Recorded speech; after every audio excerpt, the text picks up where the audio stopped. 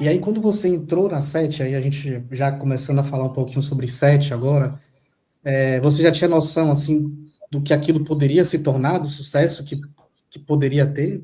Porque eu lembro que a revista, assim, eu aguardava a revista, assim, ansiosamente para chegar nas bancas, ainda quando eu não tinha assinatura. Depois que eu fui começar a ter assinatura, aí aguardava em casa, mas era assim.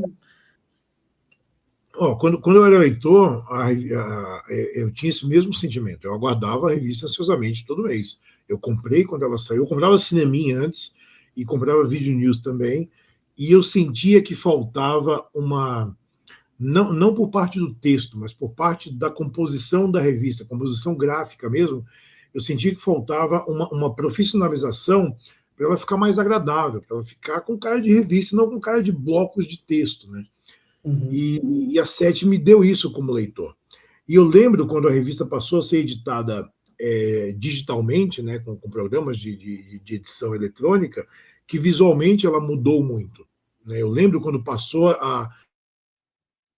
quando o processo de montagem da revista deixa de ser manual na gráfica para se tornar eletrônico.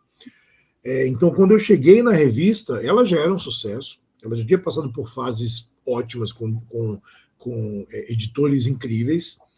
E a Isabela tinha uma ideia que eu achava muito legal, que era equilibrar bastante o que é pop e o que é mais independente. Ah, e a gente sempre teve esse equilíbrio. Eu aprendi que você pode colocar um filme muito pop na capa, mas o seu recheio você equilibra com coisas que não são tão mainstream assim. E claro, a Isabela me ensinou tudo que eu sei sobre crítica, sobre cinema, sobre revista. Depois que ela saiu da revista, porque a revista saiu da editora Azul, passou um ano na editora Abril, e depois ela saiu da Abril, e a Isa ficou na Abril, eu tive a opção de ficar na Abril e procurar me reposicionar em outra revista lá dentro, até conversei com alguns títulos, ou sair com a Sete e arriscar, e seja o que Deus quiser.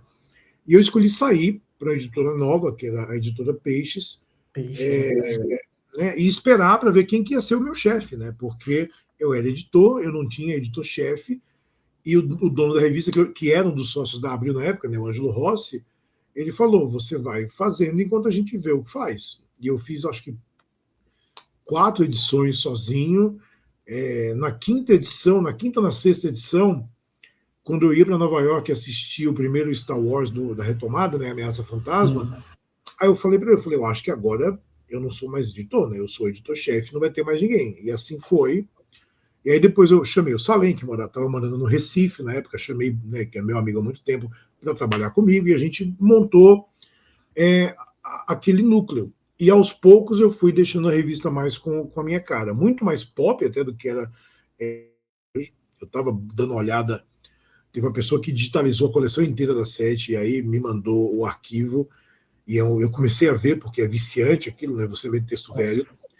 e eu vi assim, tipo, a tonelada de coisas que eu olho e falo, eu não faria isso, eu faria isso diferente, isso aqui está errado, isso aqui eu não faria, mas é um retrato daquela época no mercado e meu também daquela época, né? Que eu queria que as coisas fossem de uma certa maneira. E a gente deu muita, eu não vou dizer sorte, né? Mas eu enxerguei que o cinema na virada do milênio estava passando por uma mudança muito grande de percepção de blockbuster, de modo como esses filmes eram vendidos.